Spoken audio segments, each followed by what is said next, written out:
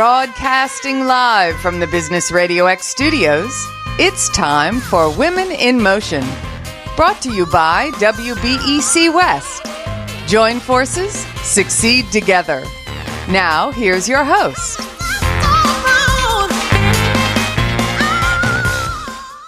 Lee Kantor here, another episode of Women in Motion, and this is going to be a good one. But before we get started, it's important to recognize our sponsor, Webeck West. Without them, we couldn't be sharing these important stories. This month, we're highlighting women in health, and so excited to be talking to Amanda Leno. She's a psychotherapist with Thrive Counseling Services. Welcome. Hi, thank you. Well, I am excited to learn what you're up to. Tell us about Thrive. How are you serving folks? So Thrive Counseling Services is a counseling private practice in Gilbert, Arizona. We provide trauma-informed therapy for clients. We do individual therapy, couples, families therapy, as well as med management with a couple of nurse practitioners. So what's your backstory? How'd you get involved in this line of work? Well, at some point they make you pick a major, right? You have to put something down on paper. And I was interested, in the classes back when I was in college. But the more I pursued it, the more I loved it. I was really interested in doing something in my life that was in the helping professions, as well as something with decent amount of flexibility for family planning. And when it came time to go into your own practice versus working for someone else, how did you decide to go into your own practice? Well, I always had that vision. I think in the back of my mind, even if I hadn't developed the plan yet, I knew I wanted my failures to be my own, but also my successes to be my own. And so after I accrued enough hours where I could work independently, I started working part-time, just kind of on the side with my own practice. Started slow, started in a way that felt manageable, where I could do both, have the security of working for another entity while I worked on building my own practice. Now, how did you land on kind of the areas of practice that you're working in today? Did that just happen organically, or did you start kind of feeling like, oh, I'm really making an impact with this kind of person, so let me lean into that?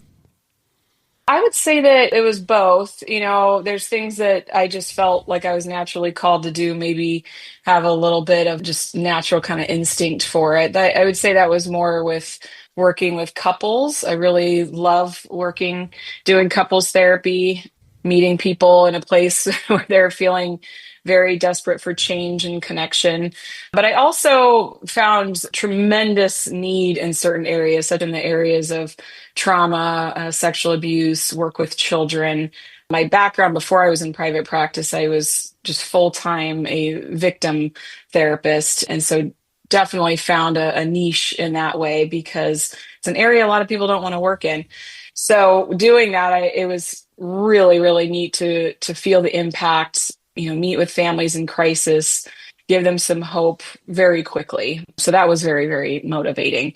But then I just kind of expanded from there. I consider myself classically, lifetime student, and always pursuing new trainings and different modalities, kind of following what the community is needing, maybe some areas that people have a hard time finding specialized therapists in. I kind of see that as a great business model too, because you really have to find your niche and give people a reason to choose you over other competitors. Now, how kind of popular is therapy? Is it something that more and more people are kind of using as a tool to help them improve their life, or like what percentage of the population pursues therapy, even if they had some traumatic event, or, there's so much talk about depression, anxiety, and things like that. Like, is the majority of the population kind of using therapy, or is it something they're just trying to figure out on their own?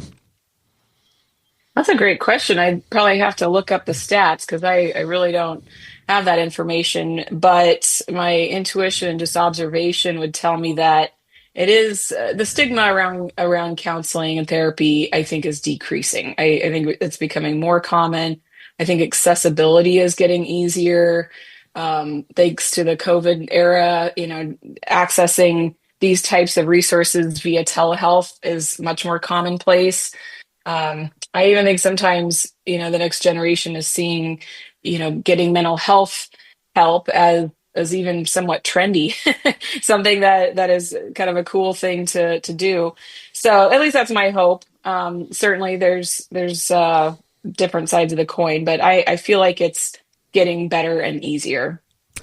Well, I've noticed like business coaching was something that was only for a few people at one time in the business world. And now coaching is it's almost ubiquitous that everybody has a coach of some kind, or a lot of people have coaches. I think that therapy is going along that same track where it might have been a stigma or it wasn't for everybody, but now more and more people have either know people that have gone through it or they've gone through it themselves. And you could almost tell by the language they use when you're talking to someone if they have been through therapy or not.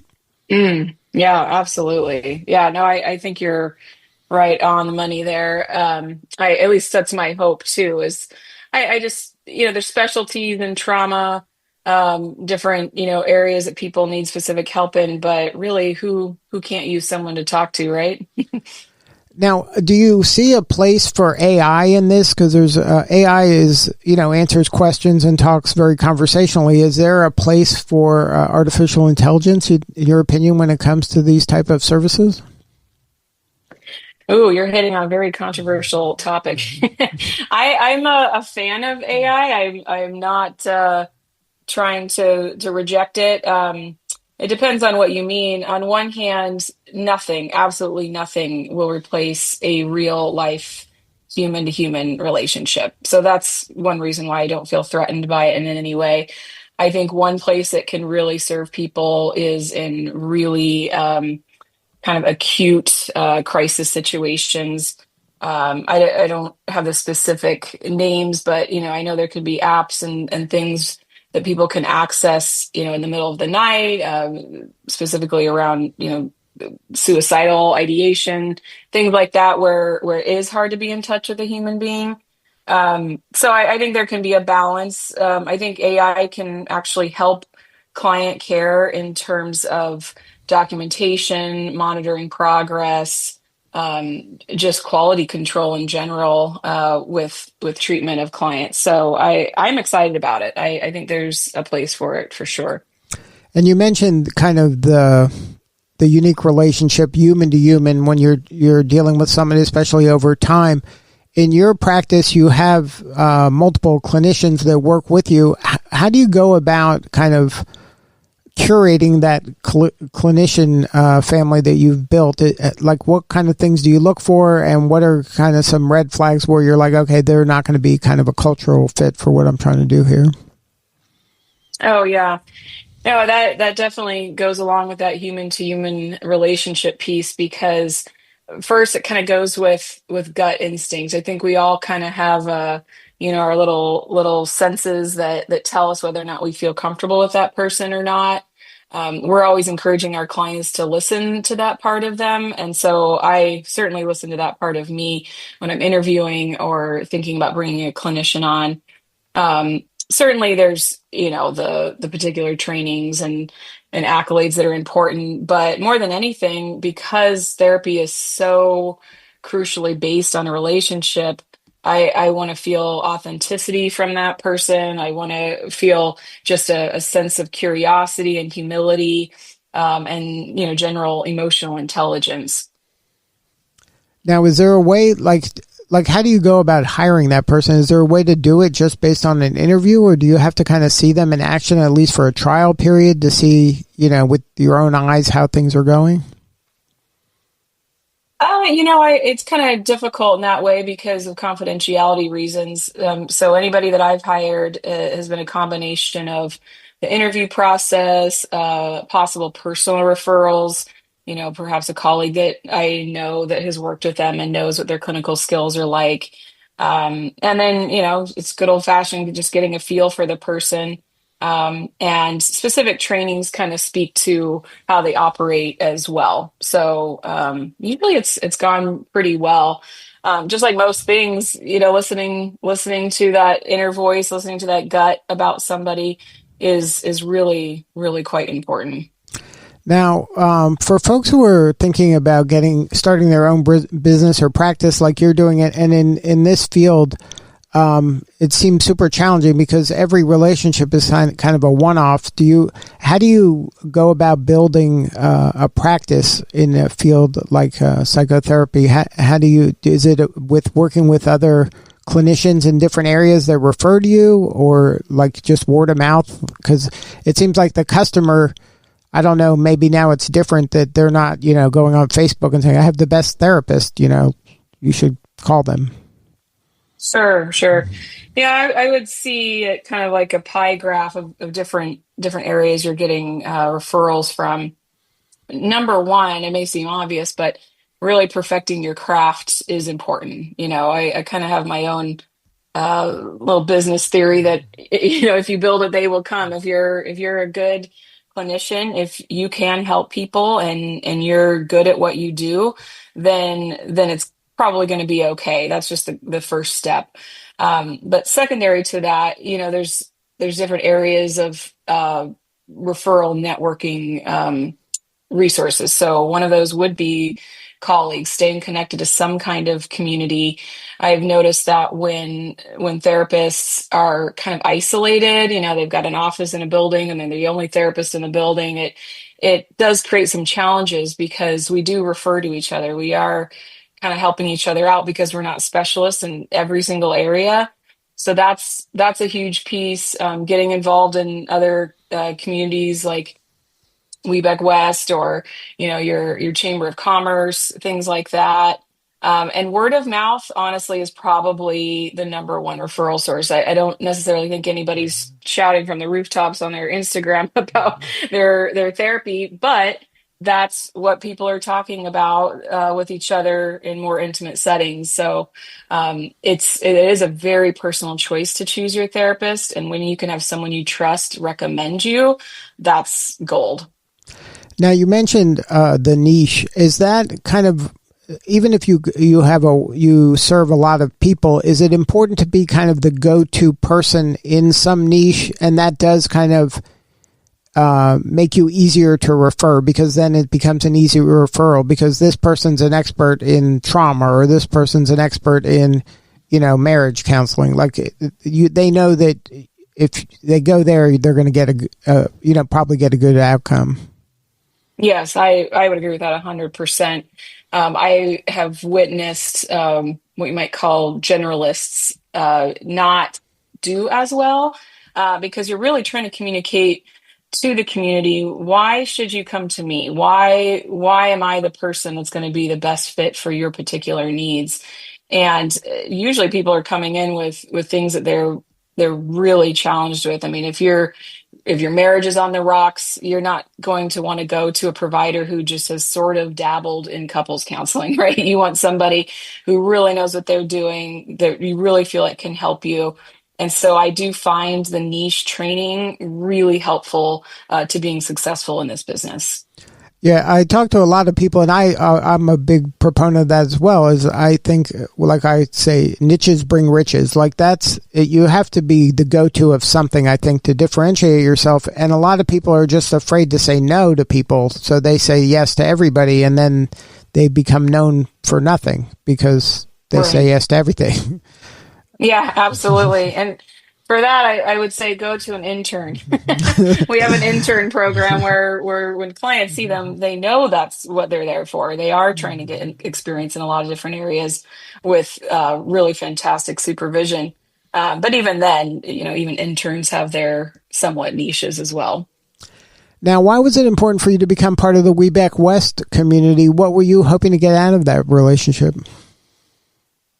Yeah, I thought to myself, I really want to be a part of another community that's specific to supporting women. It's tough out there, right? Most business owners in my industry and similar industries did not go to business school. And so we need maybe the extra support. And I just thought, well, supporting other women sounds like a win-win either way. And it's been awesome. Now, is there any advice you would give other women who are thinking about launching their own business, or even if it's not their own business, maybe becoming more of a leader within the business they're in? Is there some advice you'd like to share? I would say give yourself permission to make money.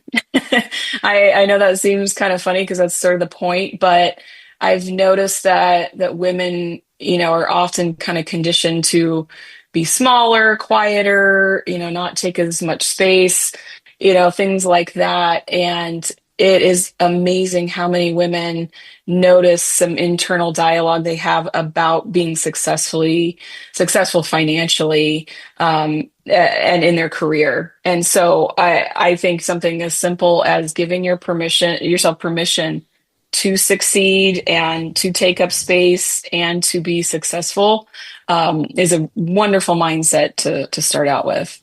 So aim higher. Absolutely. Absolutely. So what are you looking ahead to? Is there any goal or a roadmap you have for your business or yourself? Yeah, Thrive, we plan to expand. We just have the one location in Gilbert right now, but we are looking to expanding to Queen Creek and Ahwatukee. Our most recent venture has been in the area of ketamine-assisted psychotherapy. So we want to continue to expand on that, get the word out. Some of our specialties related to the integration of therapy with ketamine-assisted therapy, making sure people understand the difference, and educating our community more on that topic. Well, thank you so much for sharing your story today. You're doing such important work, and we appreciate you. Is there a website or a way to connect if somebody wants to learn more? Oh, sure. Our socials are Facebook and Instagram, Thrive Counseling AZ, as well as our website is thrivecounselingaz.com. Our intake coordinator can be reached by text or phone as well. So if you ever want to get in touch to make an appointment, just visit our website and reach out to her there. Well, Amanda, thank you again for sharing your story. Thank you so much for having me. All right, this is Lee Kantor. We'll see you all next time on Women in Motion.